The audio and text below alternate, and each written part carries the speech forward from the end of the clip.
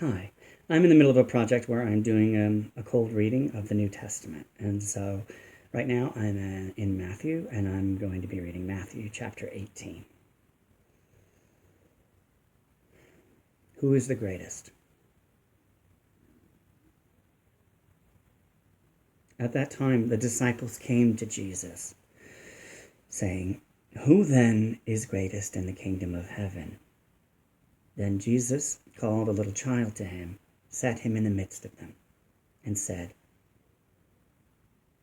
"Assuredly I say to you, unless you are converted and become as little children, you will by no means enter the kingdom of heaven. Therefore, whoever humbles himself as this little child is the greatest in the kingdom of heaven.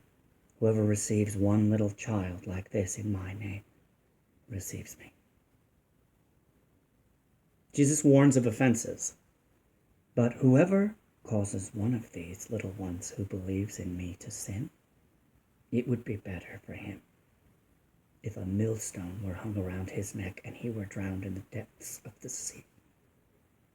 Woe to the world because of offenses. For offenses must come, but woe to that man by whom the offense comes. If your hand or foot causes you to sin, cut it off. Cast it from you. It is better for you to enter into life lame or maimed, rather than having 2 hands or 2 feet to be cast into the everlasting fire. And if your eye causes you to sin, pluck it out and cast it from you. It is better for you to enter into life with 1 eye, rather than having 2 eyes to be cast into hellfire. The parable of the lost sheep. Take heed that you do not despise one of these little ones, for I say to you that in heaven their angels always see the face of my Father who is in heaven. For the Son of Man has come to save that which was lost. What do you think? If a man has 100 sheep and one of them goes astray, does he not leave the 99 and go to the mountains to seek the one that is straying?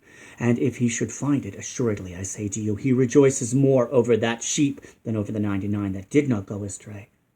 Even so, it is not the will of your Father who is in heaven that one of these little ones should perish. Dealing with a sinning brother. Moreover, if your brother sins against you, go and tell him his fault. Go and tell him his fault between you, and leave him alone. If he hears you, you have gained your brother.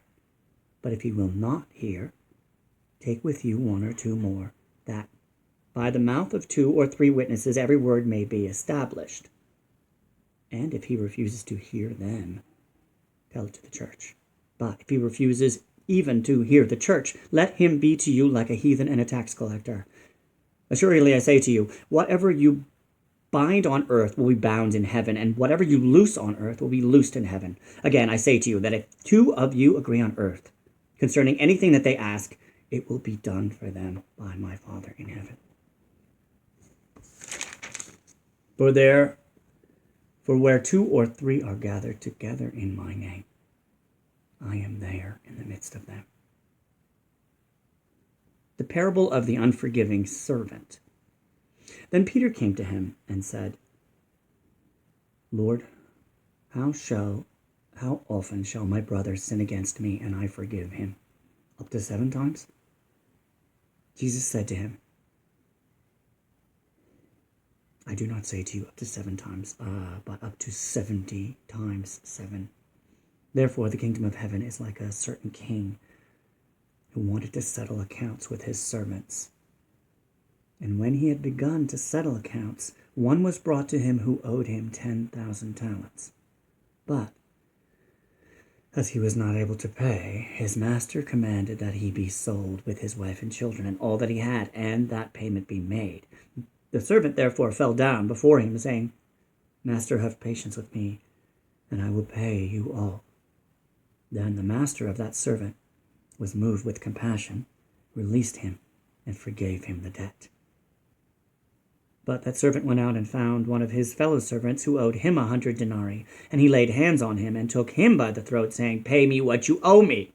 So his fellow servant fell down at his feet and begged him, saying, 'Have patience with me, and I will pay you all.' And he would not, but went and threw him into prison till he should pay the debt. So when his fellow servants saw what he had So when his fellow servants saw what had been done, they were very grieved, and came and told their master all that had been done. Then his master, after he had called him, said to him, "You wicked servant! I forgave you all that debt because you begged me. Should you not also have had compassion on your fellow servant, just as I had pity on you?" And his master was angry, and delivered him to the torturers until he should pay all that was due to him. So my heavenly Father also will do to you, if each of you from his heart does not forgive his brother his trespasses. And that is chapter 18.